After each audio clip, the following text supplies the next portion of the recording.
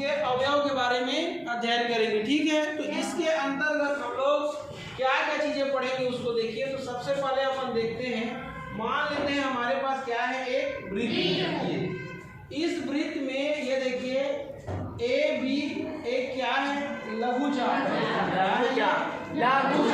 समझ में आया? और इस लघुचाप के द्वारा ये वृत्त की परिधि पर ये देखिए एक कोण बनाया जा रहा है, ये वाला, ये मान लेते हैं ये पी बिंदु है। तो ए पी और बी ये वृत्त की परिधि पर बनाया गया कोण है, किसके द्वारा, इस लघुचाप के द्वारा। समझ में आया? और मान लेते हैं एक और कोण बनाया जा रहा है, ये देखिए ये क्यू को मिला देना इससे और क्यू को मिला देना इससे।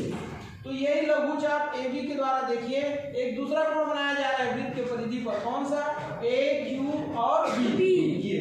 तो यहाँ पर देखिए वृत्त की परिधि पर ये जो दो कोण बनाया गया है, कोण पी और कोण क्यू, ये दोनों किसके द्वारा बनाया गया है, एक ही चाप के द्वारा, एक ही चाप के द्वारा। वो चाप का नाम क्या है, लघुचाप ए बी। क्या नाम है, लघुचाप ए बी। ये देखिए लघुचाप, समझ में आया, ए बी। ये आ रहा है समझ में? वृत्त के परिधि पर कोण पी और कोण क्यू, दो कोण एक ही ओर बनाया गया है। देखिए एक ही ओर है कि नहीं है? और किसके द्वारा बनाया गया है, तो एक ही चाप के द्वारा बनाया गया है। आई बात समझ में? यहाँ पर याद रखना, अगर एक ही चाप के द्वारा वृत्त के परिधि के एक ही ओर, समझ में आया, अगर दो कोण बनाया जाए तो वो दोनों कोण कैसे होते हैं, बराबर होते हैं। कैसे होते हैं, बराबर होते हैं। मतलब एक ही चाप के द्वारा वृत्त के परिधि पर अगर एक ही ओर दो कोण बनाया जाए तो वो दोनों कोण आपस में कैसे होते हैं, बराबर होते हैं। और इसको एक ही ओर के कोण या एक ही अवधा के कोण बोलते हैं। क्लियर है? अब दूसरा देखिए, ये मान लेते हैं हमारा एक वृत्त है, ये देखिए, और ये वृत्त का क्या है, केंद्र। ठीक, और इसको मान लेते हैं वृत्त का क्या है, व्यास। ये समझ में आया? अब कहीं इसके परिधि पर एक बिंदु ले लिए P और A बिंदु से इसको मिला दिए और B बिंदु से भी मिला दिए। ये देखिए समझ में आया? तो यहाँ पर देखिए क्या बन गया, त्रिभुज बन गया। कौन सा, A P और B। समझ में आया? तो ये त्रिभुज A P B किस पर बना है, अर्धवृत्त पर। किस पर बना है, अर्धवृत्त पर। समझ में आया? तो अर्धवृत्त का कोण क्या होता है, समकोण होता है। तो ये कोण को देखिए, ये कोण कहाँ पर बना है, अर्धवृत्त में। ये अर्धवृत्त में बना है कि नहीं बना है? तो अर्धवृत्त का कोण समकोण होता है, इसलिए इसका मान कितना होगा, 90। इसका मान तो 90 हो नहीं सकता, इसका मान भी 90 नहीं हो सकता। और नियम में क्या होता है कि अर्धवृत्त पर बना कोण समकोण होता है। ये दोनों जब 90 नहीं हो सकता तो एक ही कोण बच गया, कौन सा, ये वाला। समझ में आया? इसका मान कितना होगा, 90। क्यों? क्योंकि ये अर्धवृत्त पर बना कोण है, ये अर्धवृत्त के ऊपर बना है ना। ये दूसरा प्रमेय है आपका, समझ में आया? अब एक तीसरा प्रमेय होता है, देखिए ये देखिए, ये इस प्रकार से मान लेते हैं वृत्त का केंद्र क्या है, O है, और फिर से आप एक लघु चाप ले लिए A B। ये समझ में आया?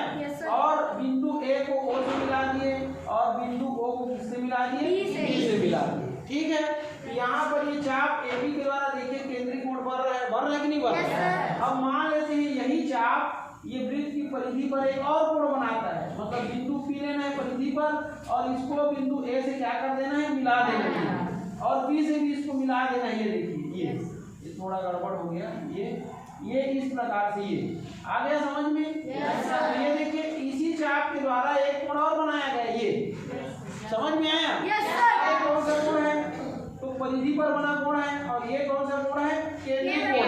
समझ में आया? और ये दोनों कोण किसके द्वारा बनाए गए हैं, एक ही चाप के द्वारा। समझ में आया? तो एक ही चाप के द्वारा बनाए गए ये दोनों कोण हैं। तो दोनों कोण में क्या संबंध होगा, तो दोनों कोण में क्या संबंध होता है उसको समझिए।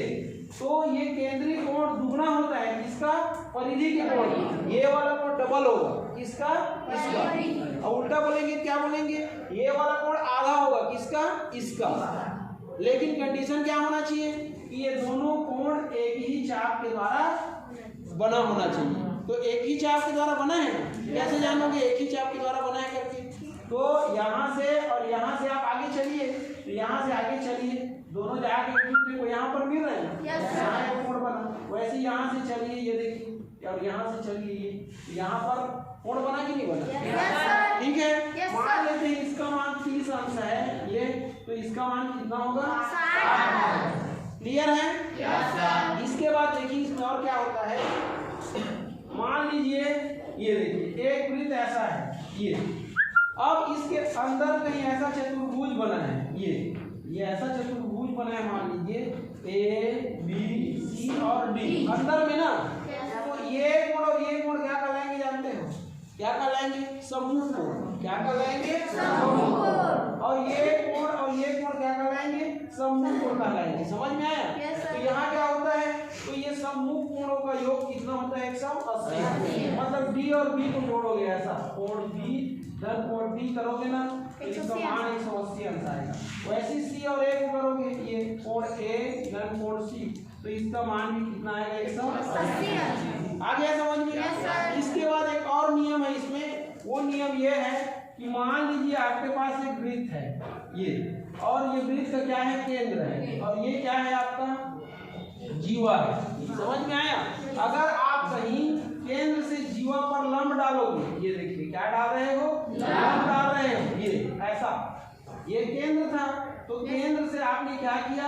जीवा AB पर लंब डाल दिया, कौन सा? OM। समझ में आया? तो OM क्या है? यहाँ पर लंब है, इस पर लंब है जीवा AB पर, ये देखिए ये OM लंब है, इस पर जीवा AB पर। तो इस स्थिति में क्या होता है? AM ये किसके बराबर हो जाता है? BM। ये मतलब ये लंब जो है ये जीवा AB को दो बराबर बराबर भागों में क्या कर देता है? बांट देता है। आया समझ में? तो यहाँ पर देखिए वृत्त एवं उसके अवयव में आप लोगों ने कितना प्रमेय पढ़ा, कितना फार्मूला या प्रमेय पढ़ा? देखिए 1 2 3 4 5, ये पांचों से संबंधित है ये अध्याय जो है। ये पांचों के बारे में अगर आपको जानकारी रहेगा तभी आप लोग सॉल्व कर सकते हो। समझ में आया? हाँ।